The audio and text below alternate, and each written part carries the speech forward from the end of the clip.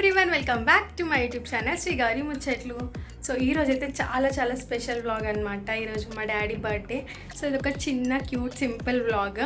యాక్చువల్గా ఏంటంటే మా చెల్లి రాననింది, హైదరాబాద్లో ఉండే. సో రమ్మంటే రానన్నది, మొన్ననే వచ్చినా కదా అని అట్లా చెప్పింది అనమాట. నాకు కూడా నిన్న ఈవినింగే తెలిసింది ఈరోజు వస్తుందంట. ఆల్రెడీ స్టార్ట్ అయింది. మా డాడీ లంచ్కి వచ్చే టైం ఇది. సో ఆమె ట్రైన్ కూడా వస్తుంది. సో మా చెల్లి వచ్చి చిన్న సర్ప్రైజ్ ఇస్తుంది. ఈవెన్ మా మమ్మీకి కూడా తెలియదు, వాళ్ళు ఇట్లా రియాక్ట్ అవుతారో చూడాలి. అయితే స్టార్ట్ చేసేస్తా, చూసేయండి మా డాడీ బర్త్డే సెలబ్రేషన్స్ ఎలా ఉంటాయో.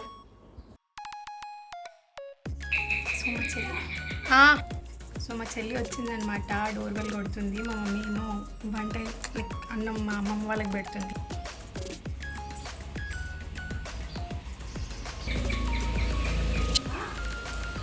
ఏమో నీ వర్క్లో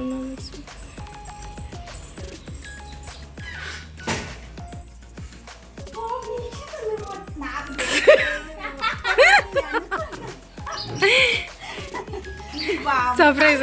మమ్మీకి డౌట్ వచ్చింది చెల్లి ఆల్రెడీ. మమ్మీకి డౌట్ వచ్చింది, పొద్దున్న లిఫ్ట్ చేయలేదంటేనే డౌట్ వచ్చింది. డాడీ అయితే షాక్ అవుతాడు. ఖుషి ఎందుకు రెడీ అయినా చెప్పు, కొత్త డ్రెస్ ఎందుకు వేసుకున్నావు? మా డాడీ బర్త్డేకి నువ్వెందుకు వేసుకున్నావు? నేనంటే మా డాడీ కాబట్టి వేసుకున్నాను.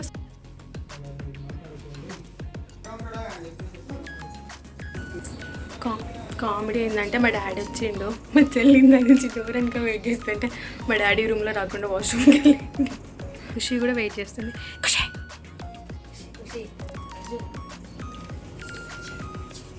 నువ్వు సౌండ్ చేసినా అంటే నేను ఎలిమినేట్ చేసేస్తాను.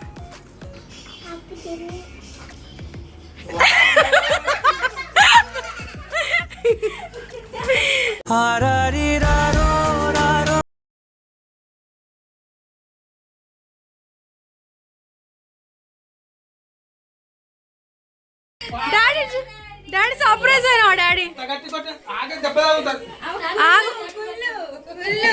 కుల్లి ఫస్ట్ టైం చూడలేదని.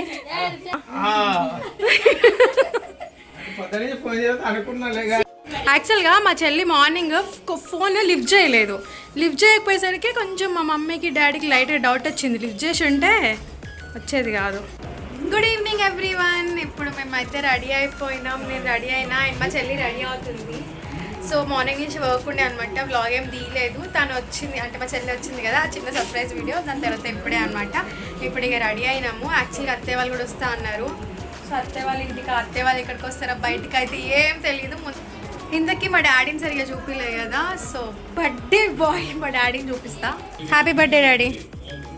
నవ్వు గట్టిగా చెప్పు. మా డాడీ రెడీ అయ్యి కూర్చుండు. మా మమ్మీ చూడండి అసలు ఇంకా రెడీ అవ్వలేదు.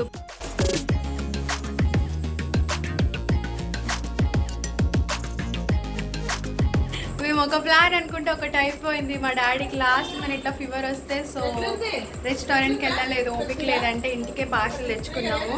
ఇంకా తిన్నాక కేక్ కట్ చేస్తున్నాము. అంటే డాడీ కొంచెం తినేసి టాబ్లెట్ వేసుకుంటాడని. ఇప్పుడు కేక్ నెగిటివ్ ఎనర్జీ పోతుందని చెప్పి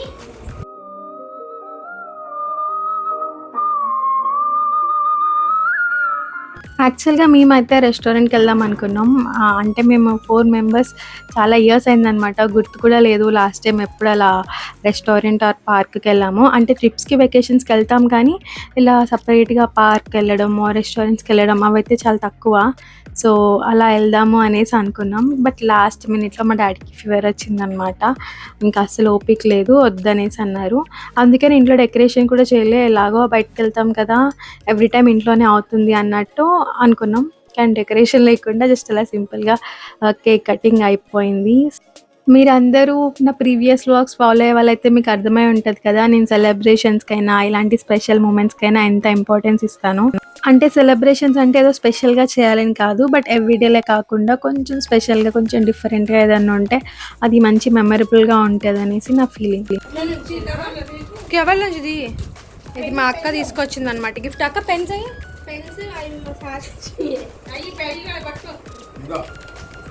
ఇది మా అక్క తెచ్చింది మా డాడీ కోసం. అమ్మవారు కనకదుర్గ అమ్మవారు, చాలా బాగుంది.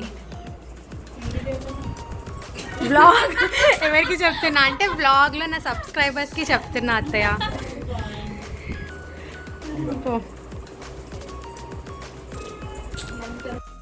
సో ఇలా అయితే మార్నింగ్ మా చెల్లి సర్ప్రైజ్తో స్టార్ట్ అయ్యి అండ్ నైట్ కేక్ కటింగ్ ఇంకా డిన్నర్తో అయితే మా సెలబ్రేషన్స్ క్లోజ్ అయినాయి అనమాట. హోప్ మీ అందరికీ వ్లాగ్ నచ్చింది అనుకుంటా. నచ్చితే please do like, share and subscribe and once more happy birthday daddy.